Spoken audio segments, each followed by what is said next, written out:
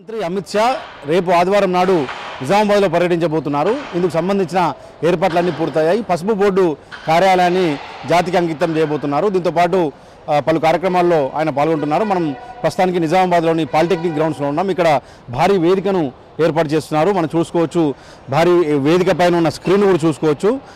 వర్షానికి అలాగే ఎండకు ఇబ్బంది కాకుండా ఉండేందుకు భారీ సభాస్థలిని కూడా ఇక్కడ ఏర్పాటు చేస్తున్న పరిస్థితి కనిపిస్తుంది.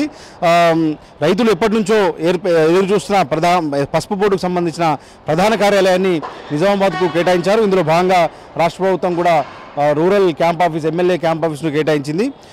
ఎంపీ అరవింద్ ఆధ్వర్యంలో ఏర్పాట్లు అయితే పూర్తి స్థాయిలో జరుగుతున్నాయి, దాదాపుగా పూర్తిగా వచ్చాయి. ఆదివారం నాడు మధ్యాహ్నం 1 గంటకు ఢిల్లీ నుంచి హోంమంత్రి అమిత్ షా హైదరాబాద్లోని బేగంపేట విమానాశ్రయానికి చేరుకుంటారు. అక్కడి నుంచి 1.5 గంటల తర్వాత నిజామాబాద్కు చేరుకుంటారు. ఆ తర్వాత ఆర్ఎన్ఆర్లో ఉన్న పసుపు బోర్డు కార్యాలయాన్ని ప్రారంభిస్తారు. అక్కడి నుంచి నేరుగా మళ్ళీ బైపాస్లో ఉన్న ఎంపీ ధర్మపురి అరవింద్ తండ్రి ధర్మపురి శ్రీనివాస్ విగ్రహాన్ని ఆవిష్కరిస్తారు. అక్కడి నుంచి మనం చూస్తున్న సభా వేదిక, ఇదంతా కూడా పాలిటెక్నిక్ గ్రౌండ్స్. ఇక్కడికి చేరుకొని ఈ రైతు సమ్మేళనంలో పాల్గొంటారు. పసుపు బోర్డు దశాబ్దాల కళ అని చెప్పుకోవచ్చు. నిజామాబాదు జిల్లాలోనే ప్రపంచంలో కెల్లా ఎక్కువ నాణ్యతగా ఉండే పసుపు రకాన్ని ఇక్కడ పండిస్తారు. కుర్కుమిన్ శాతం ఎక్కువగా ఇక్కడ నిజామాబాద్ జిల్లాలో ఉండే పసుపులో ఉంటుంది. ఈ చుట్టుపక్కల ప్రాంతాలు మొత్తం కూడా దేశంలోనే ఎక్కువగా పసుపు పంటను ఇక్కడ సాగు చేస్తారు. అయితే నిజామాబాద్తో పాటు చుట్టుపక్కల జిల్లాలు జగిత్యాల కావచ్చు, వరంగల్, కరీంనగర్, ఆదిలాబాద్, నిర్మల్ లాంటి జిల్లాలు అన్నీ కూడా పసుపు బోర్డు కోసం దశాబ్దాలుగా ఆందోళన ఉద్యమాలు చేశాయి. ఈ నేపథ్యంలో పసుపు బోర్డు ఖచ్చితంగా తీసుకొస్తానని గత ఎన్నికలకు ముందు ధర్మపురి అరవింద్ హామీ ఇచ్చారు. జనాలకు బాండ్ పేపర్ కూడా రాసిచ్చారు. ఆ నేపథ్యంలోనే ఆయన హామీ నెరవేర్చుకున్నారు, పసుపు బోర్డును సాధించారు.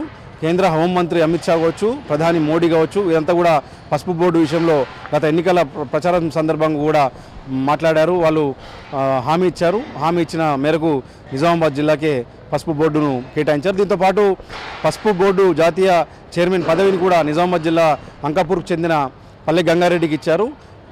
పసుపు బోర్డు కార్యాలయానికి సంబంధించి కూడా ఒక ఐఏఎస్ను కేటాయించారు. ఈ నేపథ్యంలో మొత్తం కార్యకలాపాలు కూడా ఈ రోజు నుంచి ప్రారంభం కాబోతున్న పరిస్థితి ఉంది. అయితే ఈ పసుపు బోర్డు కార్యాలయ ప్రారంభం సందర్భంగా కూడా జన సమీకరణ మీద కూడా పెద్ద ఎత్తున దృష్టి సారించారు. నిజామాబాద్, ఆదిలాబాద్, కరీంనగర్, వరంగల్, నిర్మల్, జగిత్యాల లాంటి జిల్లాల నుంచి పసుపు రైతులను పెద్ద ఎత్తున ఇక్కడికి తరలించబోతున్నారు. దాంతోపాటు బీజేపీ ఎంపీ అరవింద్ ఇక్కడ ఉన్న నేపథ్యంలో బీజేపీ ఎమ్మెల్యేలు ఉన్న చోట కూడా సమన్వయం చేసుకొని ఎక్కువగా రైతులను జన సమీకరణ చేసే పరిస్థితులు కనిపిస్తున్నాయి. దీంతోపాటు బీజేపీ ఎమ్మెల్యేలు లేని చోట కూడా పసుపు రైతులు స్వచ్ఛందంగా ఇక్కడికి తరలి వచ్చే పరిస్థితులు కనిపిస్తున్నాయి. ఎందుకంటే చిరకాల వాంఛ పసుపు బోర్డు దశాబ్దాల కళ నెరవేరిన నేపథ్యంలో ఇక్కడికి వచ్చి ఈ సభను కూడా సక్సెస్ను చేసే పరిస్థితులు కనిపిస్తున్నాయి.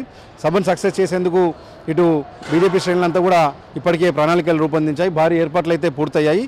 ఇటు భద్రతా చర్యలు కూడా కట్టుదిట్టంగా పూర్తి చేశారు. సిపి సాయి చైతన్య కావచ్చు, కలెక్టర్ వినయ్ కృష్ణారెడ్డి ఆధ్వర్యంలో సమీక్ష జరిపారు. పూర్తి స్థాయిలో భద్రతా ఏర్పాట్లు కూడా చేసిన పరిస్థితులు కనిపిస్తున్నాయి. కెమెరామెన్ రవీందర్తో విఘ్నేశ్వర్, నిజామాబాద్, మెగా 9 న్యూస్.